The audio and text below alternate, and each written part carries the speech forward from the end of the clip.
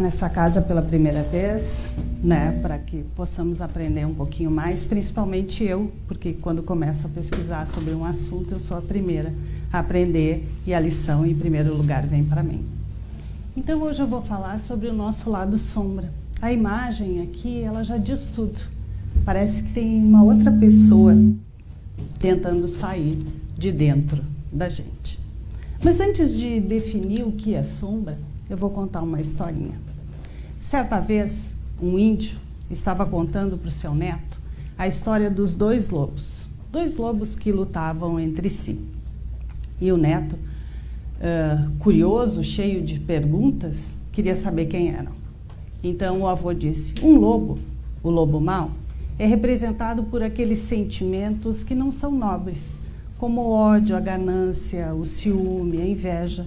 E o outro, representado pelos sentimentos bons, que é o lobo bom, o amor, a compaixão e os outros sentimentos. E o neto, curioso, com os olhos brilhando, já olhou para ele e queria saber quem ganha, quem ganha. E ele disse assim: qual deles vocês acham que ganha? O bom ou o mau? Que você alimenta mais. Aquele que você alimenta, exatamente. Mas antes ainda de definir o que é sombra, eu trago um trecho aqui do livro de André Luiz, Nos Domínios da Mediunidade, que nos diz que tudo que existe dentro da natureza é a ideia exteriorizada.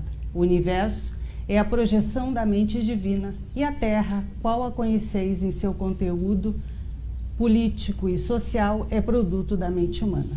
Civilizações e povos, culturas e experiências constituem formas de pensamento, através das quais evolvemos incessantemente para esferas mais altas. Atentemos, pois, para a obrigação de autoaperfeiçoamento. O que significa dizer que, se tudo é criação nossa, esse plano em que nós vivemos, né, nós criamos as formas, pensamentos, significa que nós temos que prestar atenção naqueles sentimentos que ficam escondidos, naqueles pensamentos, e a nossa sombra faz parte disso. Joana nos diz que a mente, conforme seja acionada pela vontade, torna-se cárcere sombrio ou asas de libertação, e ninguém se lhe exime a influência. Mas o que é sombra? Sombra é tudo aquilo que nós não queremos ser, mas somos. É aquele sentimento escondido de todos, né? É aquela vontade de nos entregarmos ao vício, de explodir, de brigar. A pior guerra que nós travamos é aquela que nós travamos conosco. É aquele azedume interno que nós espalhamos quando estamos infelizes com a vida. É a ingratidão, o pessimismo, a relatividade que contamina todos à nossa volta. Mas a nossa sombra não é composta só de coisas ruins, não. Na nossa sombra estão o nosso instinto, que nós temos desde que nascemos, e a nossa criatividade. Não só a criatividade para colorir, literalmente, mas a criatividade para buscar soluções para a nossa vida. Mas da onde que vem esse nosso lado sombra? Será que nós já nascemos com ele? A nossa sombra, além da nossa personalidade congênita, que são as nossas vidas passadas, que começam a aflorar ali no final da nossa infância, início da adolescência, ela é proveniente dos traumas, daqueles sentimentos que nós não tratamos. E aqui eu trago um exemplo. Imaginamos que essas crianças têm uma babá que é um anjo, e ela começa a bater. E com isso quebra a confiança que as crianças tinham nela. E se esses sentimentos eles não forem tratados, quando elas crescerem, por mais que elas amem, por mais que elas queiram ficar com alguém, elas acabam rejeitando. E assim nós crescemos um pouquinho. E aí nós vamos alimentando a nossa sombra. Quando nós temos uma idade mais ou menos desse tamanho, que já começamos a entender alguma coisa, os adultos nos ajudam, nos ensinam a alimentar a nossa sombra. Quando os nossos filhos brigam com um amiguinho, com um irmãozinho, a gente olha e diz assim: diz que sente muito, pede desculpas. Ou nós dizemos: dá um beijo, um abraço na sua irmã. A criança está louca para dar uma dentada, mas é obrigada a fazer aquilo que não sente. Ou nós dizemos, você deveria estar alegre, contente, feliz, está chorando por quê? Falas como essa causam uma confusão na cabeça da criança, principalmente na primeira infância, que vai de 0 a 7 anos. Expressar sentimentos é algo que nós precisamos desenvolver na nossa cultura. Desde a infância, nós somos levados a acreditar que alguns sentimentos nós podemos ter e outros não. Sejam eles bons ou ruins, nós devemos expressar os nossos sentimentos. Reprimir sentimentos faz com que desenvolvamos pseudo-sentimentos. No entanto, permitir que a criança expresse os seus sentimentos não significa ser rude, dizer o que se quer, doa a quem doer. Nós devemos permitir que a criança expresse os seus sentimentos, mas que não dê vazão a eles. Como, por exemplo, eu sei que você está com raiva porque eu não comprei o brinquedo que você queria, mas eu não vou permitir que você me chute. Então, é importante que a criança expresse o sentimento. Eu estou com raiva? Sim, eu estou, mas eu não preciso bater no outro. E aí nós crescemos mais um pouquinho, né? E agora alimentamos a nossa sombra por nós mesmos. Então, nós fazemos um jogo, que são chamados de jogos psicológicos. Os jogos psicológicos é a comunicação não direta em um relacionamento tóxico. Eu não expresso o meu sentimento, eu não digo aquilo que eu quero, então eu uso de jogos. E tem diversos personagens. Pode ser a mãezona, o paizão, a sedutora, o provedor do lar e por aí vai. Neste jogo aqui não vão aparecer muitos personagens, né? E é um jogo que a gente usa para ir alimentando a nossa sombra, para não expressar o que nós realmente sentimos. Então o exemplo aqui é o seguinte, o casal chegou em casa e ela pergunta para ele, oi amor, tudo bem? Como foi o seu dia? E ele responde, foi ótimo, e o seu? Foi bom, também. E ela pergunta, com que roupa você vai no aniversário da Paty neste sábado?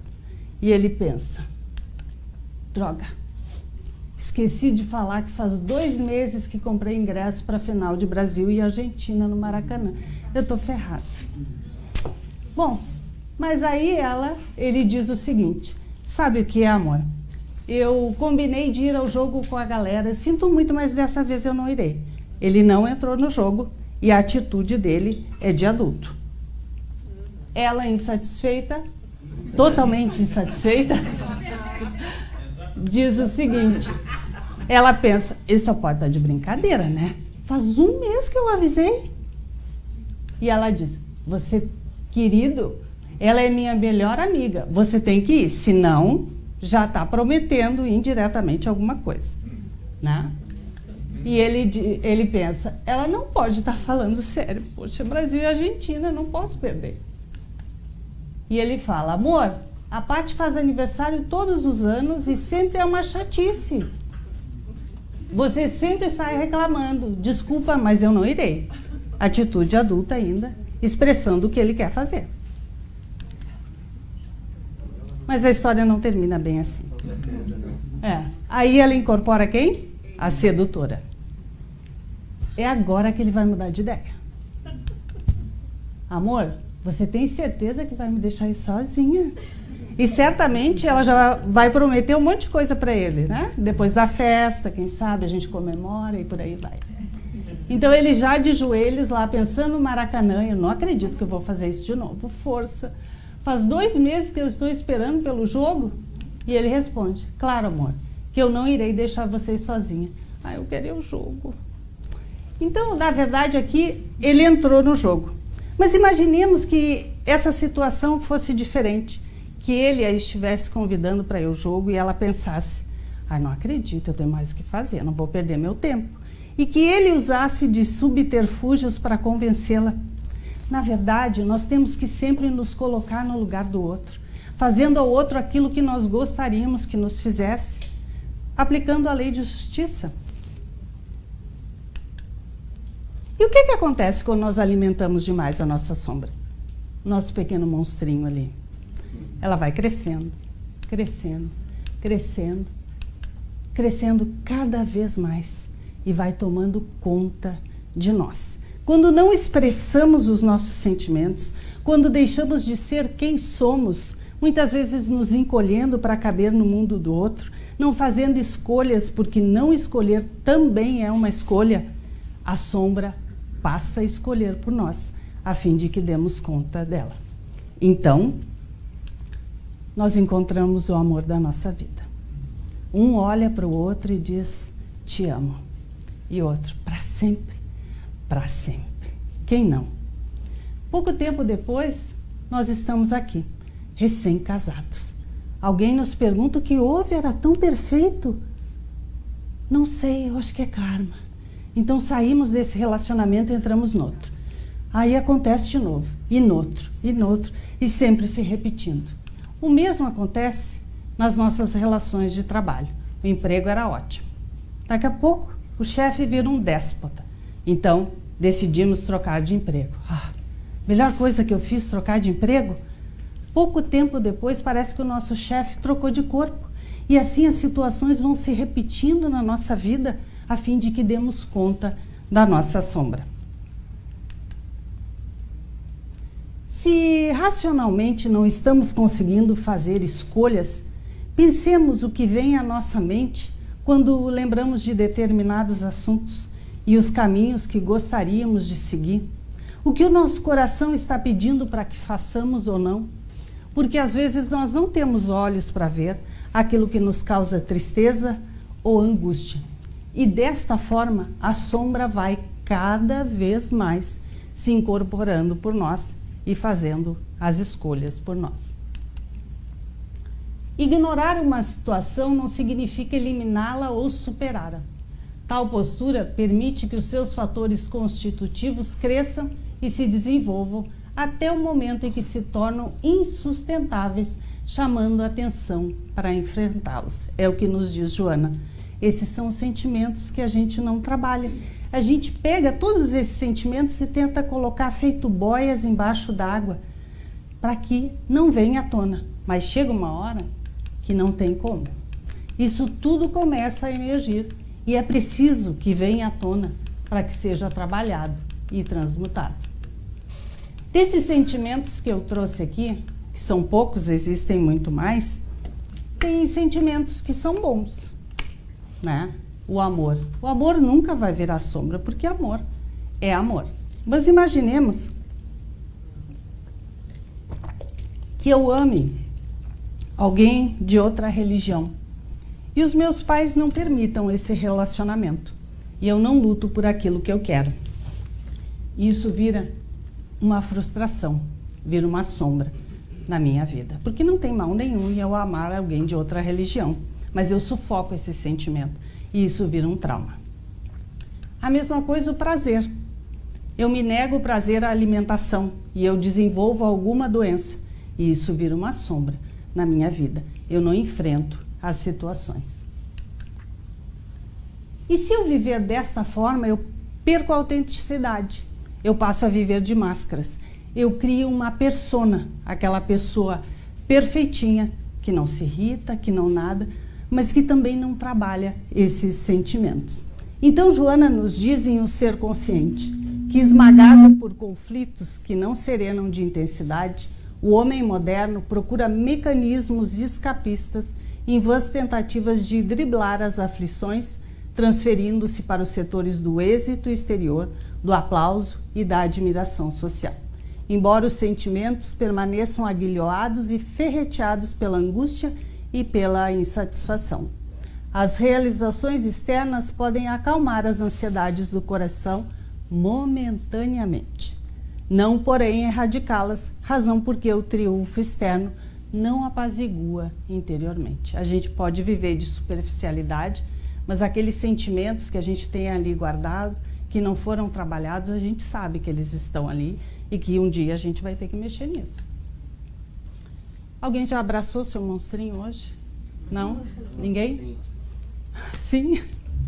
O que nos ajudará será trazer a sombra para a luz, ou seja, ter consciência do nosso lado negro, de nossas sombras, pois só assim poderemos crescer.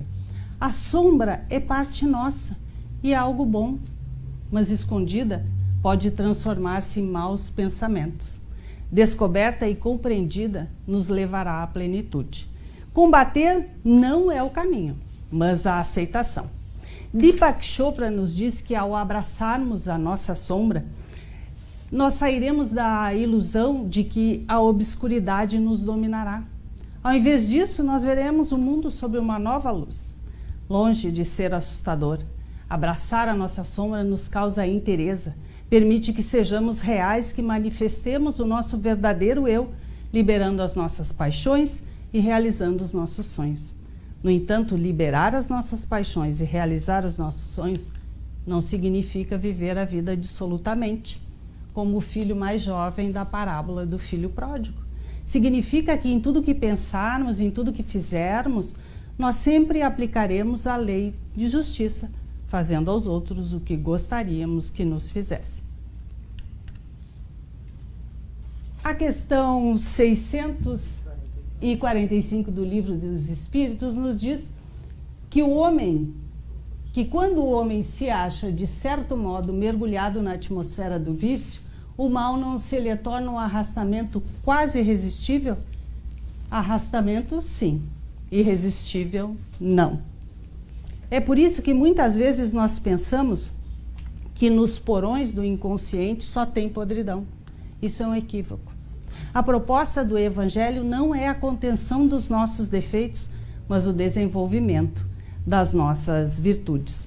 Nós passamos uma vida inteira tentando não deixar vir à tona a nossa sombra. Durante algum tempo, nós conseguiremos. Mas chega uma hora que isso tem que vir à tona, justamente para ser trabalhado e transmutado. Porque nós somos luz e sombra, nós temos bons e maus pensamentos. Isso tem que vir à tona, porque como é que eu vou trabalhar, por exemplo, o ciúme, se eu não admito nem para mim mesma que eu sou ciumenta? Então, é preciso que venha à tona. A tudo que você resiste, persiste. É o que nos dizia Jung. Se eu disser a vocês, não pense em um elefante rosa, que vem à cabeça? Um elefante rosa. Assim são aquelas situações que nós não trabalhamos. Imaginemos que alguém de vocês chegasse para mim e me dissesse algo que eu não gostei. E na hora eu não disse nada. Então eu vou lá para casa fazer aquele exercício que às vezes a gente gosta, que é remoer. Aí eu penso assim, mas da próxima vez que eu encontrar fulano, vou dizer isso, isso e isso. Não, mas agora não vou pensar mais, porque afinal de contas, quando eu encontrar, eu vou dizer, né? 2 segundos depois eu tô ali, mas eu vou dizer isso também. Por isso que a gente tem que falar o que a gente sente, não significa ofender o outro, né? É por isso que quando Jesus encontrou Zaqueu, a samaritana do poço e a mulher adúltera, ele disse que o comportamento dessas pessoas necessitava de retificação, que não era a simples contenção dos defeitos, mas o desenvolvimento das virtudes. Certa vez ele disse, vá e não pequeis mais. Mas por que é tão difícil conter os nossos defeitos? Reprimir as nossas deficiências? Porque quando começa a coçar a língua é um prazer falar mal do outro. Porque a grama do vizinho é sempre mais verdinha e nós temos inveja. Porque algumas pessoas gostam de humilhar as outras e outras gostam de viver determinadas situações. Porque quando tentamos conter algo que nos dá prazer e não conseguimos, nós ficamos com culpa e desistimos de tentar. Rossandro Klinger, que é psicólogo, palestrante e escritor espírita, ele nos diz que a inveja e a cobiça são diferentes. Ele faz um comparativo. Imaginemos que eu tenha esse Fuca aqui, um New Beetle, e o meu sonho de consumo seja aquele Tesla X. E o meu vizinho compra. O seu também? É, meu também. E o meu vizinho compra. Se eu estiver na inveja, eu vou pensar assim, tomara que quando virar a esquina encontre o primeiro poste. Se eu estiver na cobiça, eu vou pensar diferente. Não acredito, meu vizinho comprou aquele carro, vou lá falar com ele. Vou ver qual foi o milagre que ele fez para conseguir comprar. Porque, afinal de contas, trabalhamos na mesma empresa, o salário é parecido, vou lá conversar com ele. Ao chegar lá e conversar com o vizinho, o vizinho diz assim, ó, fiquei 3 anos sem comer fora, só cozinhando em casa para poder juntar dinheiro. Aí eu olho para ele, assim, acho que não vai rolar não. Não vou aguentar comer a comida que eu mesma faço durante 3 anos. Eu vou ter que achar uma outra maneira de juntar dinheiro. Além disso, ser cobiça significa que eu aprendo com a competência do outro. Eu não preciso querer destruir o outro. Eu posso querer o que ele tem também, mas eu vou trabalhar para isso. Eu não preciso querer destruir o outro, o que são coisas bem diferentes. Visão maniqueísta. Junto das virtudes, aliás, dos defeitos, nós temos muitas virtudes. É infantil nós ficarmos com essa visão maniqueísta em relação aos relacionamentos, ou seja, o bom, o mal, o feio e o bonito, porque nós sempre iremos nos achar bons e deixaremos a maldade sempre para os outros. É essa divisão que Jesus nos pedia para abolir, quando dizia para que perdoássemos os nossos inimigos, que notássemos que os nossos inimigos não são dotados só de defeitos, assim como nós não somos dotados somente de virtudes. É buscar sair do plano de ver um mundo dividido entre o bem e o mal, onde os heróis sempre vencem, porque se for assim, a tribo do lado sempre será inimiga, a religião do outro sempre será inimiga. Observemos em nossos relacionamentos com pai, mãe, irmão, filhos, quando alguém chega e aponta um dos nossos defeitos, não são porque são nossos inimigos, mas porque as situações vêm à tona para que sejam trabalhadas, para que nos demos conta desses sentimentos que nós temos que trabalhar. O Evangelho, ele tem um sentimento básico que é a proposta de reconciliação. O homem se distancia de Deus, se distancia da divindade por um equívoco e por uma necessidade de Deus se vê obrigado à reconciliação.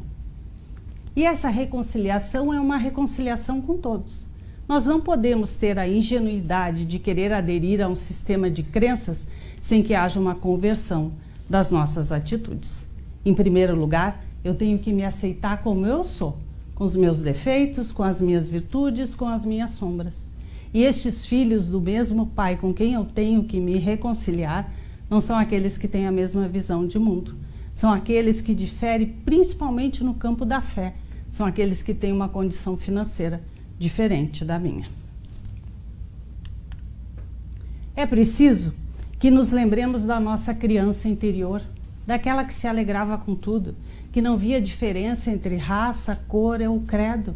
É preciso que eu aceite os outros do jeito que eles são e não como eu gostaria que fosse, porque se for assim eu não irei gostar nem de mim mesma, mas daquela persona, daquela pessoa perfeitinha que eu criei.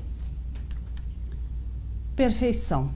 Muitas vezes, eu diria que na maioria das vezes nós queremos ter alguém do nosso lado, mas nós não queremos aceitar os defeitos, somente as virtudes. E não aceitando os defeitos do outro, significa que eu também não vou reconhecer os meus defeitos.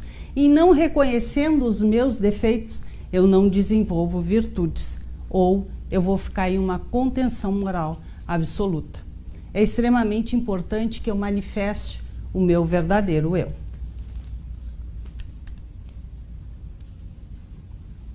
Fugindo de si mesma. Muitas vezes nós não queremos ver as nossas sombras. Eu diria que na maioria das vezes nós não queremos ver as nossas sombras. Atualmente, nós vivemos de uma exterioridade sem precedentes. Mas como é que eu vou acessar o mundo da interioridade se eu tenho que estar sempre na moda, na balada ou conectada? Não lidamos nem mais com a frustração, principalmente as crianças não lidam. Basta que chorem, a gente já entrega um eletrônico. Não nos damos nem ao trabalho de tentar interagir. Essas atitudes me tornam cada vez mais frágil na busca da satisfação imediata. Quem está do meu lado perdeu totalmente a graça. Essa perda de intimidade tornou a reforma moral complexa, porque nos abandonamos e vivemos em um mundo externo. Por que perdeu a graça? Porque isso exige um mundo íntimo, dá trabalho. Então eu parto para a superficialidade, para o virtual. Desta forma, eu deixo de viver o agora, o presente. Eu passo a viver de um futuro, de um passado que não existe mais. Eu fico buscando aqueles amigos do passado que eu já nem sei mais quem são. Ou eu fico ansiosa por um futuro que ainda não aconteceu. Zygmunt Bauman, que foi sociólogo e filósofo polonês, escreveu um livro chamado Amores Líquidos. Amor líquido é aquilo que escorre pelas mãos, que é superficial demais. E ele nos diz o seguinte, que quando a qualidade dos relacionamentos diminui muito, a tendência é buscarmos compensá-la com uma quantidade absurda de parceiros no virtual. Então, imaginemos que eu viva uma vida superficial e eu estou num relacionamento. Eu não quero profundidade. Então, mas esse relacionamento não está bom. Eu quero terminar esse relacionamento. Então, nesse mundo virtual e superficial, como é que eu faço para terminar o relacionamento e não acessar sentimentos? Eu posto lá na rede. Hashtag, não te amo mais, fui. O outro que entendeu, coloca aquela mãozinha que não diz nada, mas neste mundo virtual diz tudo e ficamos assim, sem acessar sentimentos. Uma semana depois eu posto lá na rede. Hashtag, solteira na balada, curtindo com os amigos. Tiro aquela foto maravilhosa e me sento lá no canto. Porque na verdade eu estou triste. Mas eu não quero mexer com sentimentos. Eu não quero mexer com a minha sombra. Eu prefiro ficar na superficialidade. Se eu tivesse que postar alguma coisa e ficar bem claro que eu tivesse, seria algo assim. Hashtag triste, precisando de ombro para chorar, término de relacionamento, precisando viver o luto. Porque todo relacionamento, quando começa, ele não tem prazo de validade, né? A gente entra num relacionamento porque gostamos, porque queremos, e quando ele termina, ele tem um luto. O luto para algumas pessoas pode ser um dia, uma semana, um mês, mas é preciso trabalhar esses sentimentos para que possamos seguir em frente. Viver exteriormente aumenta a nossa superficialidade, porque nesse mundo muitos querem falar, mas muito poucos estão dispostos a ouvir. Quando esse modelo social se mostrar falido, e já está se mostrando falido, nós teremos que corrigir, porque nós estamos sofrendo com essas bengalas psicológicas. Isolados em shoppings e restaurantes, nos sentimos acompanhados, porque estamos no virtual. No entanto, nós temos que lembrar que as relações humanas, elas só podem ser preenchidas pelo humano, não pelo virtual. E aí, o que eu faço? Abandono o virtual? Não. Caminho do meio sempre é o melhor caminho. Diminua a importância à exterioridade e assim teremos tempo para acessar o mundo interior, a fim de nos descobrirmos sem ficarmos tentando manter a boia debaixo d'água, né? Vendo as virtudes que temos e ao mesmo tempo nos fortalecendo para enfrentar as nossas sombras. E aí, quando nos der vontade de comer aquele chocolate que a gente ama, ao invés de comprar e guardar lá na geladeira, escondidinho de todos, que façamos um movimento contrário, trabalhando o sentimento de mesquinharia. Ou eu compro para todos e distribuo, ou eu compro, guardo lá na geladeira e digo, não como, é meu, não tenho dinheiro para comprar para todos. E ainda assim, eu terei que ver os outros pegando aquilo que é meu, sem sentimentos, né, de mesquinharia. Porque enquanto eu estiver assim, a vida vai continuar me convidando a trabalhar esses sentimentos. Quando eu não der mais importância, é sinal de que a vida nos convida à reconciliação. Jung nos dizia que quem olha para fora sonha e quem olha para dentro acorda. Porque olhar para fora é olhar para a vida do outro. É olhar para tudo que o outro tem e que eu acho que é melhor do que aquilo que eu tenho. Isso me faz sonhar, me faz invejar, me faz querer destruir o outro. Quando eu olho para dentro, aí sim, eu tenho condição de fazer planos de modificação íntima, que não são a mera contenção dos defeitos, mas o desenvolvimento das virtudes. Porque defeitos são comportamentos que se cristalizam na gente, são condicionamentos. Se um comportamento de ação se repete, como voltarmos para casa sempre pelo mesmo caminho, imagina os comportamentos de conduta. Ah, eu sou assim, eu sempre fui assim, quem quiser que me aceite assim. Ou seja, eu não estou disposta a me modificar. Quando chega alguém e aponta um dos nossos defeitos, não é porque são nossos inimigos, mas porque as situações vêm à tona justamente para serem trabalhadas. Então a gente tem que parar um pouquinho e pensar, por que está me chamando de ciumenta, de chata, né? Quando eu mergulho no interno, eu vou achar muita lama, mas eu também vou achar água limpa. Porque se Deus, que é perfeito, ama o imperfeito que somos, significa que nós temos a obrigação de nos amarmos e nos aceitarmos como nós somos, bem como amar os outros, sem exigência nenhuma, sem julgar os outros. É por isso que Jesus, a pedido do Pai, nos convida. Filho, vem do jeito que tu estás, não com essa fantasia que tu estás usando, porque eu te conheço, eu sei o que tem aí dentro. É por isso que quando o mestre encontrou a samaritana do poço, ele disse a ela, ele revelou a ela a sua condição de alguém que já havia tido vários maridos e já estava com outro que já não era seu. Mas não com o objetivo de criticá-la, mas de fazê-la mergulhar no seu íntimo, a fim de se resgatar, de se conhecer e de se amar. E para isso é justamente necessário isso, se conhecer, mergulhe em si mesmo, admite os defeitos para que eles possam ser trabalhados.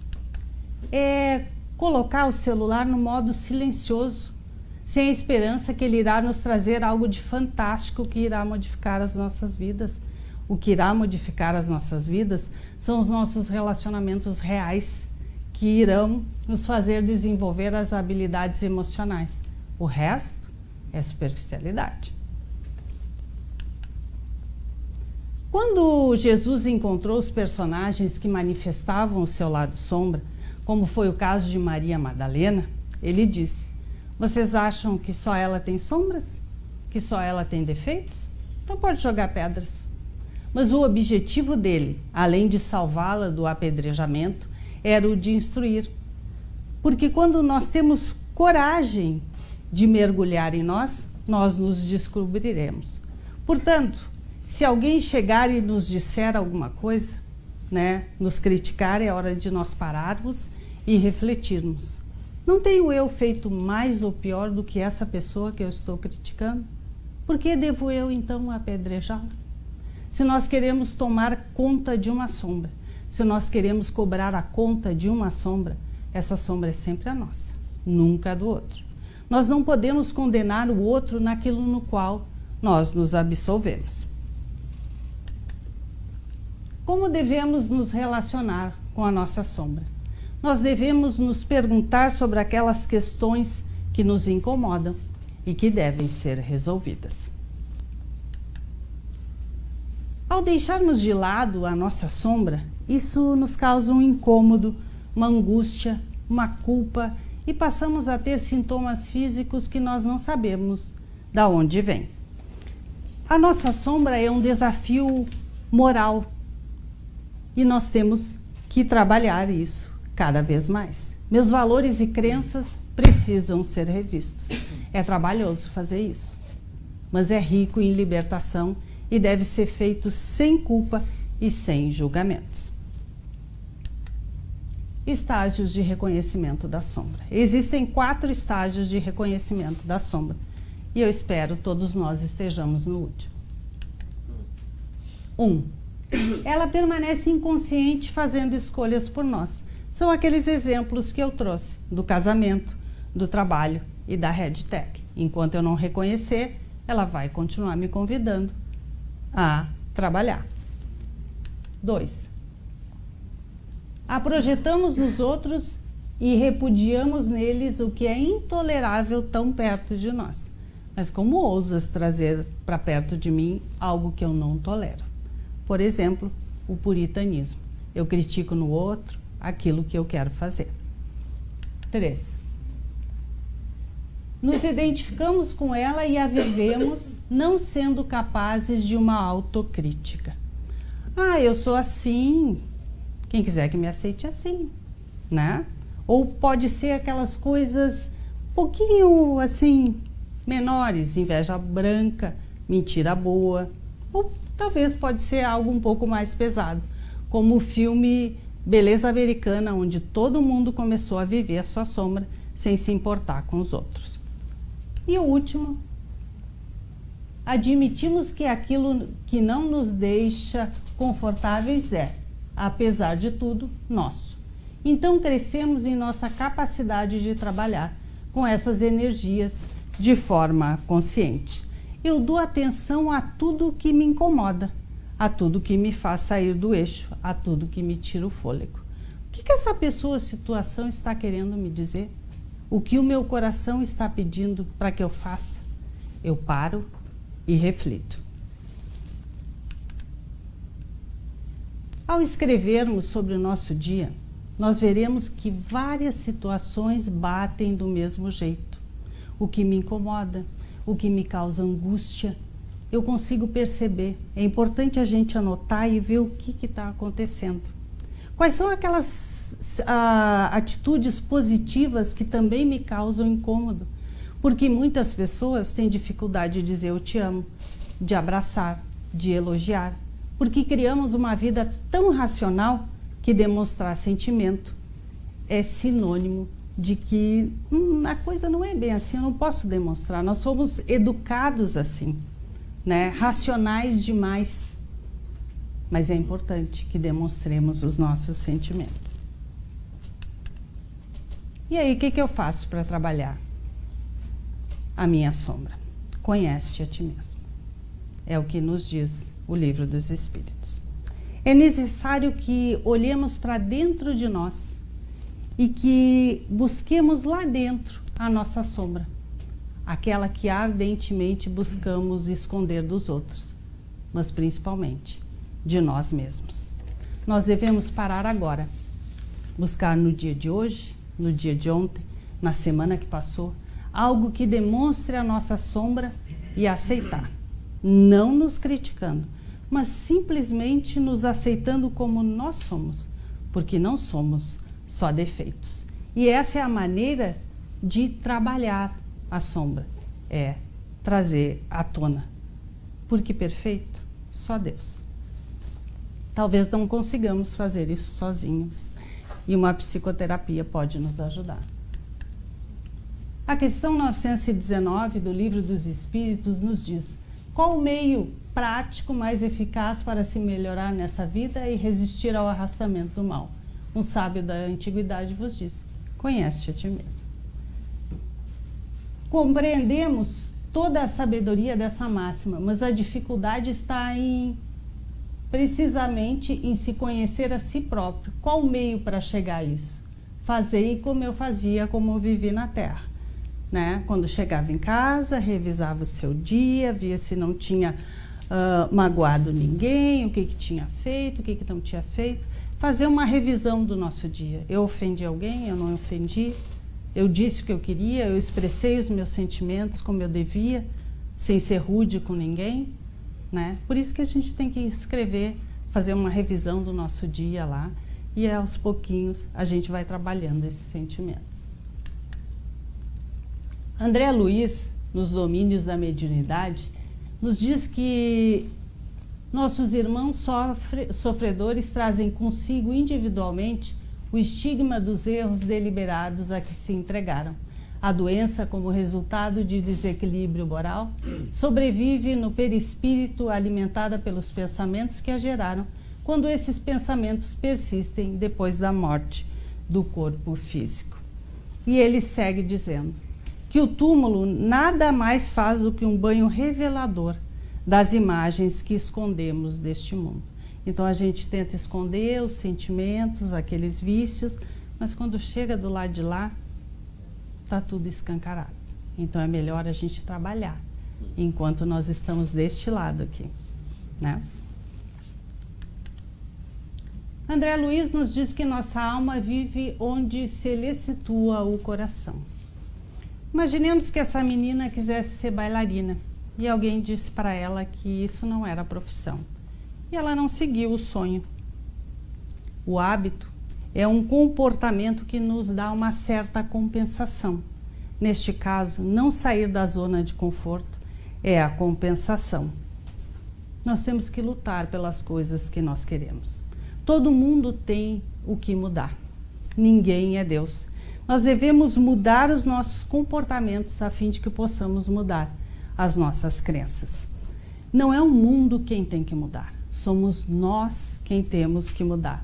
Assumamos a responsabilidade pelos nossos pensamentos, pelos nossos sentimentos, pelas nossas sombras. É melhor nós tentarmos agora do que lá na frente nós nos arrependermos de nada termos feito e ficarmos no e se. Né? Eu acho que nunca é tarde para mudar. Não tem idade para mudar. A gente sempre pode trabalhar os sentimentos, se precisar de ajuda, busca ajuda, né? Mas o momento é agora e nós estamos aqui justamente para fazer esse trabalho. Nós não estamos aqui de graça.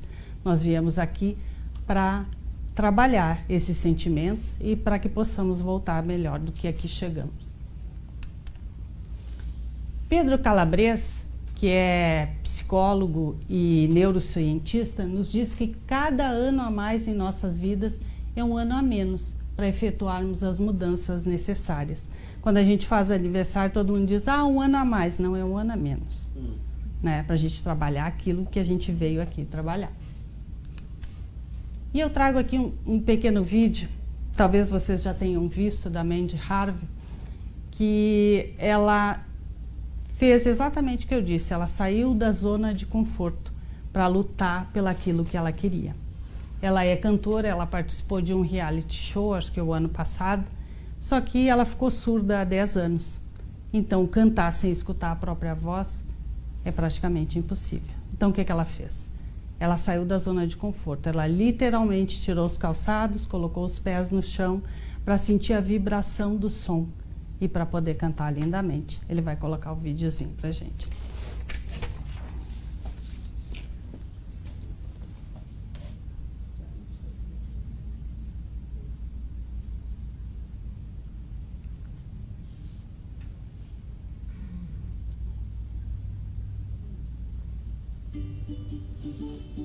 Preste atenção na letra.